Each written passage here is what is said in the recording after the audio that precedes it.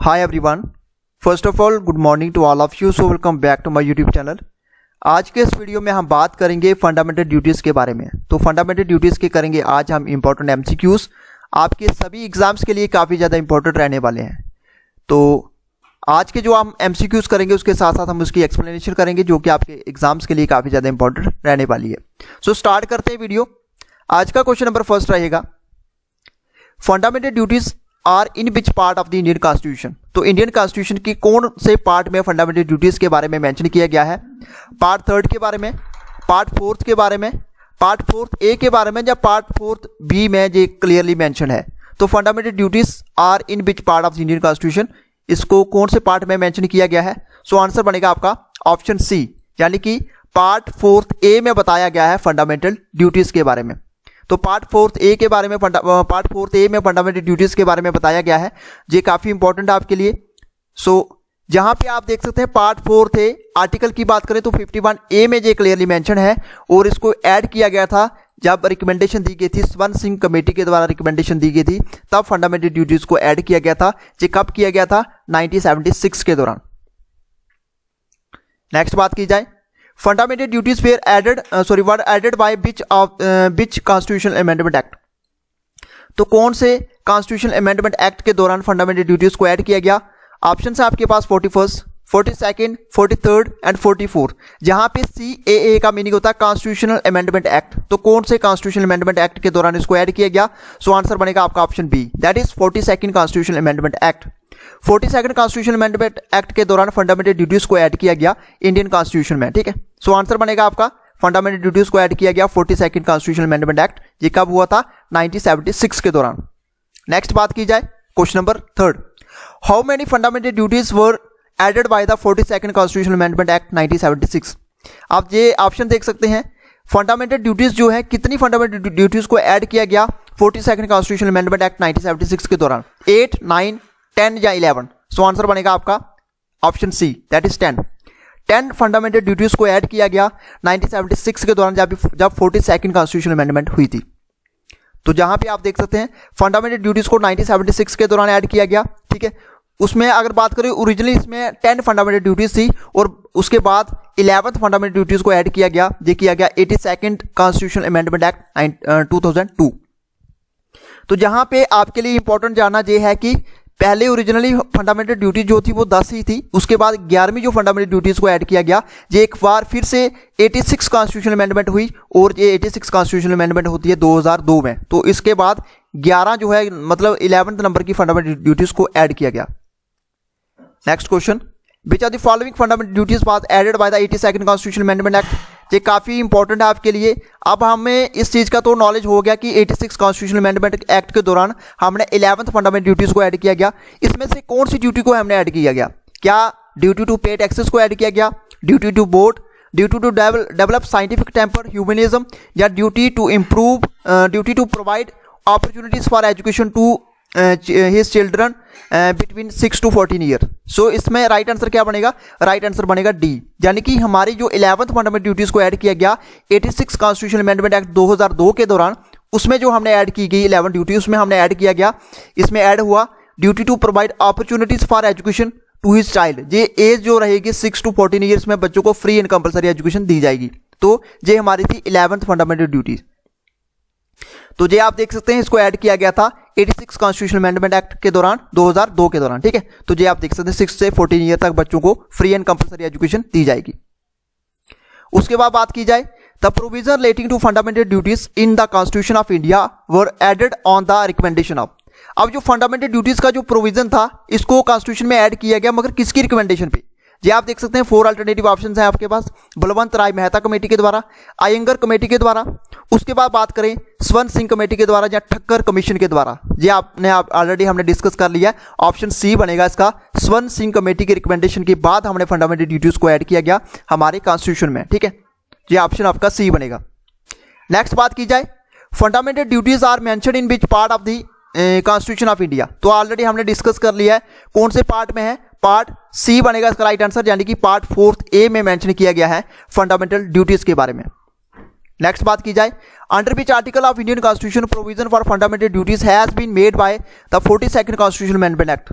तो किस आर्टिकल अगर बात करें किस आर्टिकल के दौरान, किस आर्टिकल में अगर बात करें इंडियन कॉन्स्टिट्यूशन के फंडामेंटल ड्यूटीज को बनाया गया, has been made by the 42nd constitutional amendment act. ये आप देख सकते हैं ऑप्शंस, ये हमने ऑलरेडी डिस्कस कर लिया है। तो कौन सा आर्टिकल है इसके अंदर अगर बात की जाए तो फंडामेंटल ड्यूटीज कौन से आर्टिकल के अंदर आती है, तो आती है ऑप्शन बी यानी कि 51A। अमेंडमेंट हुई थी 42nd, ठीक है। उसके बाद ये आप देख सकते हैं आर्टिकल है 51A। पार्ट की बात करें तो पार्ट है आपका 4A। पार्ट 4A में कॉन्स्टिट्यूशन में मेंशन किया गया है फंडामेंटल ड्यूटीज के बारे में। नेक्स्ट बात की जाए, constitution of India adopted fundamental duties from the constitution of. अब ये काफी इंपॉर्टेंट है। देखिए क्वेश्चन एग्जाम में आपको जहां तो पार्ट के ऊपर पूछा जाएगा, जहां आर्टिकल के ऊपर पूछा जाएगा, जहां आपको पूछा जाएगा कि हमारे जो फंडामेंटल ड्यूटीज हैं वो कौन से या कौन सी कंट्री से इसको बॉरोड किया गया है। क्या वो यूएसए से किया गया है, क्या वो जापान से किया गया है, क्या वो रशिया से किया गया है, जहां ब्रिटेन से किया गया है। ये इंपॉर्टेंट है आपके लिए। सो आंसर क्या बनेगा आपका ऑप्शन सी, रशिया, जिसको बुलाया जाता था पहले यूएसएसआर। तो यूएसएसआर से हमने लिया गया। अगर क्वेश्चन आपको आंसर आता है यूएसएसआर आता है ऑप्शन में तो आप उसको टिक कर सकते हैं, रशिया तो उसको टिक कर सकते हैं, ठीक है। तो ये फंडामेंटल ड्यूटीज का जो कंसेप्ट था जहां इसको बॉरोड किया गया हमने, किससे किया गया था, यूएसएसआर से, ठीक है। तो constitution of India adopted fundamental duties from the Soviet union, Soviet constitution जिसको बोला था यूएसएसआर, इसको आप क्या बोला था, रशिया बोला था। इससे हमने इस चीज को अडॉप्ट किया गया था, ठीक है। नेक्स्ट बात की जाए, in the Indian constitution fundamental duties are given in which article. ये आप देख सकते हैं, ये काफी इंपॉर्टेंट है। ये आपके लिए अगर आपने फंडामेंटल राइट्स की वीडियो देखी होगी तो वहां पे मैंने आपको क्लियरली मेंशन किया गया था कि 12 से लेकर 35 आर्टिकल के बीच हमारे आते हैं फंडामेंटल राइट। तो 51A के अंदर आता है हमारा फंडामेंटल ड्यूटीज, ठीक है। तो 36 से लेके 50 हमारे आते हैं DPSP, directive principle of state policy. Next video में मैं आपके लिए वो 36 से लेके 50 के बीच आते हैं DPSP, directive principle of state policy. Article 19 जो आता है ये आता है हमारे फंडामेंटल राइट्स के अंदर ही, ठीक है। तो ये आपका आंसर बनेगा ऑप्शन बी, ठीक है, ऑप्शन बी बनेगा। 51A के अंदर मेंशन किया गया है फंडामेंटल ड्यूटीज के बारे में, ये आपका आ गया आर्टिकल 51A, ठीक है। तो ये आप क्लियरली जहां पे मेंशन है पार्ट 4 आर्टिकल 51A, ठीक है। तो पार्ट 4A में मेंशन किया गया है। नेक्स्ट बात की जाए, ये आप देख सकते हैं काफ़ी इंपॉर्टेंट क्वेश्चन है। इसमें से फंडामेंटल ड्यूटीज़ के बारे में बताया गया है कि कौन सी कमेटी की रिकमेंडेशन पे था। अगर इसके ऐसे ही बोल सकते हैं, which are the following committee advocated the fundamental duties. ये आंसर बनेगा आपका ऑप्शन क्या बनेगा, ऑप्शन डी बनेगा, ठीक है। तो ऑप्शन डी ऑलरेडी हमने डिस्कस कर लिया। स्वर्ण सिंह कमेटी की रिकमेंडेशन के बाद ही फंडामेंटल ड्यूटीज़ को ऐड किया गया। उसके बाद बात की जाए, ये ऑप्शन है आपके पास। देखिए इसमें से बताया गया है, काफ़ी इस तरीके के ट्रिकी क्वेश्चन भी एग्जाम में पूछे जाते हैं कि इसमें से कौन सी फंडामेंटल ड्यूटीज़ नहीं है। क्या सेफ गार्ड पब्लिक प्रॉपर्टी है, जी बिल्कुल फंडामेंटल ड्यूटी है। उसके बाद to make compulsory education to children 6 to 14, इसमें हमने डिस्कस किया 86 कॉन्स्टिट्यूशनल अमेंडमेंट हुई 2002 के दौरान।